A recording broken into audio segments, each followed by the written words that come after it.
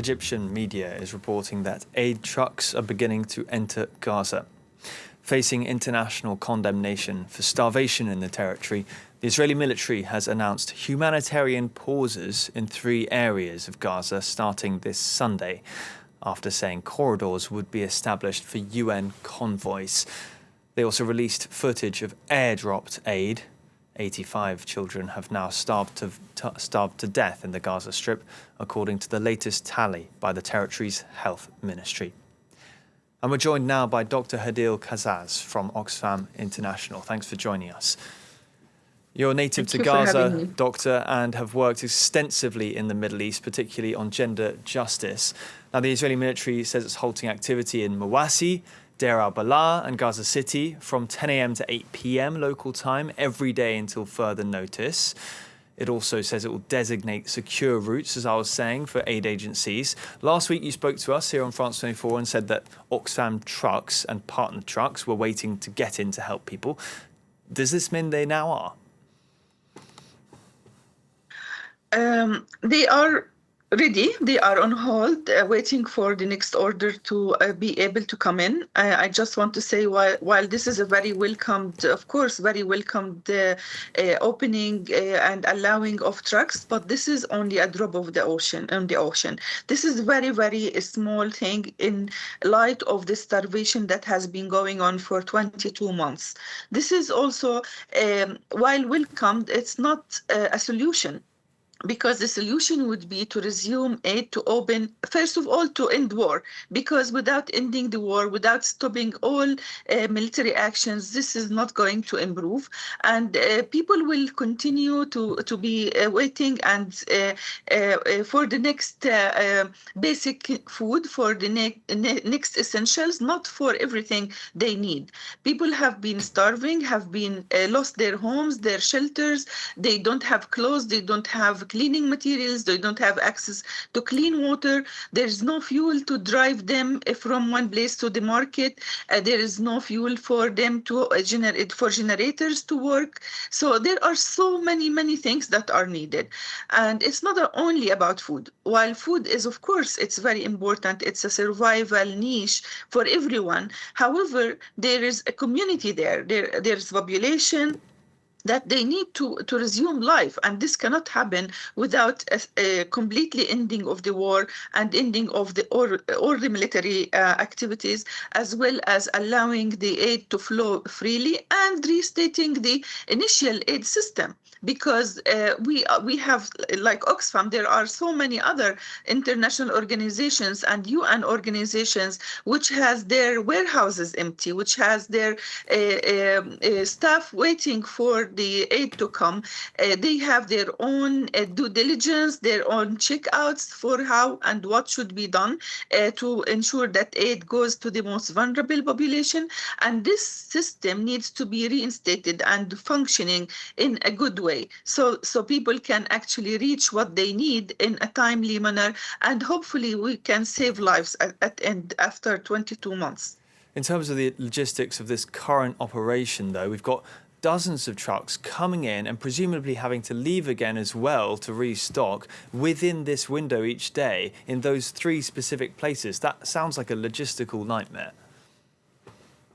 It is, absolutely. It is very difficult for the staff on the ground, for people who want to get access to aid. It's very hard for us to restock our warehouses. It's very hard for the drivers to make sure, the drivers of the truck, to make sure that they arrive their destination in safety. So, of course, it is a logistical nightmare. It's a very, very short window of time as well. That's why I say ending the war is the only solution. Basically, we need longer times for people. These are traumatized people who are living under fire for 22 months, including women and children, including people who lost their homes totally. 70% of the Gaza houses are totally demolished, and the other 30% are partially demolished. There's no schooling in Gaza. There's no hospitals in Gaza anymore. Only 2 functioning hospitals. All of this is needed. And this is part of the humanitarian aid. It's not only about famine or starvation or access to food. It's a whole community that needs to be rebuilt. And this cannot be rebuilt in 3-4 hours. War has to stop, and people need to go back to their lives, try to repair whatever they can, and try to rebuild. That's very important. And I think I know that now it sounds very difficult and very hard, but it is the only thing to save these people. There have been starvation ongoing for far too long, and therefore without repairing the whole environment surrounding people and how they live, it's very difficult basically for them to find the basic necessities of living and to start a normal life, hopefully at one point. Yeah. The other news is these airdrops that have started. Now, the BBC estimates that around 160 planes would be needed to provide enough food for a single meal for each person in Gaza. This just isn't a viable option, is it, surely? Absolutely, it's not viable. It's too expensive. It's polluting the environment. It's not possible because the drops itself actually killed. In the previous occasion, when there were airdrops, people died because the basically either the aid was swayed by the air and by the conditions, the weather conditions, to a place where it's not intended. For example, some fell in the sea, or in other cases, actually people died because the aid itself fell on tops of their heads.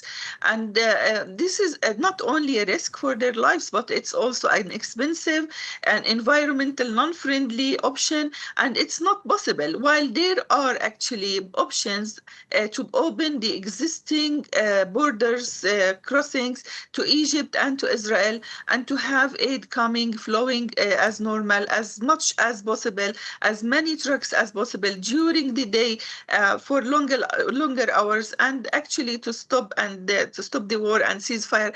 And all of this is a necessity.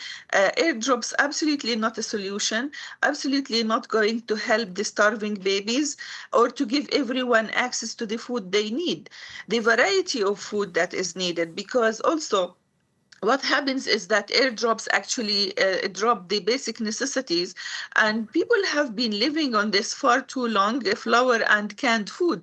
They need fresh vegetables, they need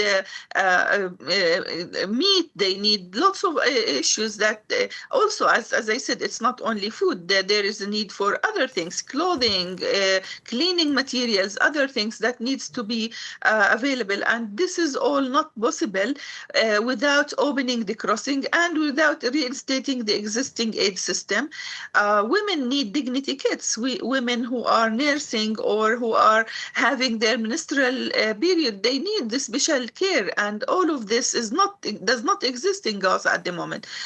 These things cannot be dropped from the air because it's needs based, and it has to be given to women according to their needs. Also, the food supplements for children, which will be the only solution to help them out of the malnutrition situation they are in.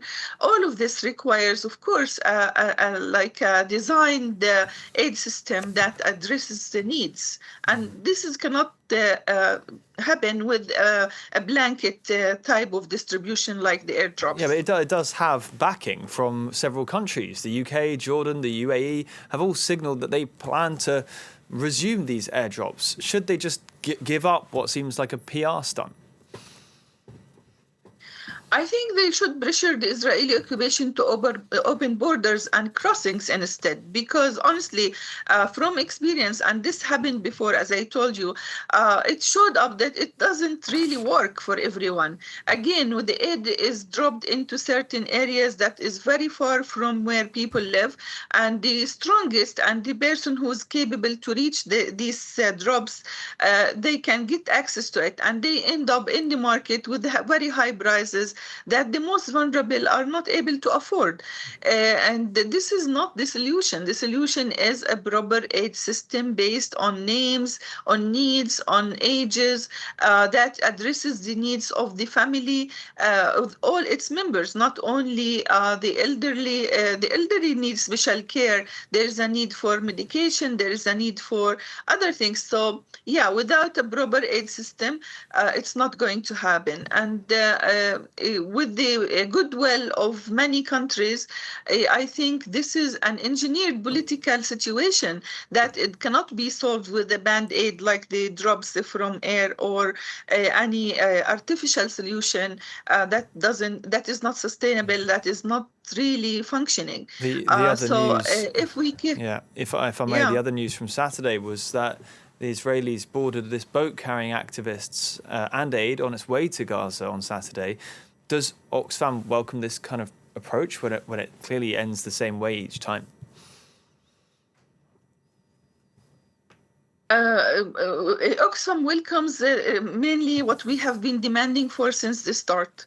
Ceasefire, ending the war, number one, opening all crossing, reinstating the system that allows us to bring our things, our stuff inside.